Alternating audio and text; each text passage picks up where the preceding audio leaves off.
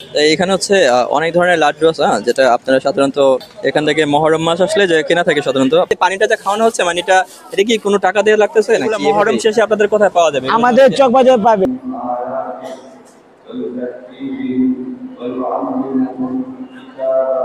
বাইরে টবেল সাইড একটা দোকান আছে বাদিকে, তো সেই দোকানটা আপনাদেরকে দেখাবো।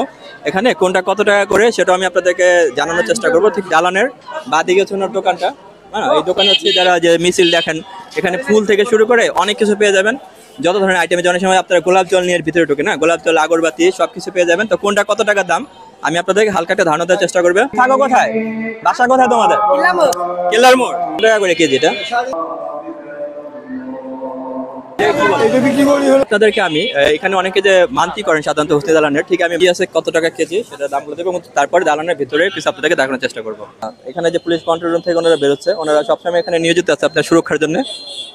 এখানে হচ্ছে অনেক ধরনের লাড্ডু আছে, যেটা আপনারা সাধারণত এখান থেকে মহরম মাস আসলে যে কেনা থাকে সাধারণত, আপনারা দালানের বাইরে থেকে কেনা হয়। তো অনেক আইটেম আছে, তো এই আইটেমগুলো অনেকগুলো আমি নামও জানি না, সেই নামগুলো আমরা জানার চেষ্টা করবো।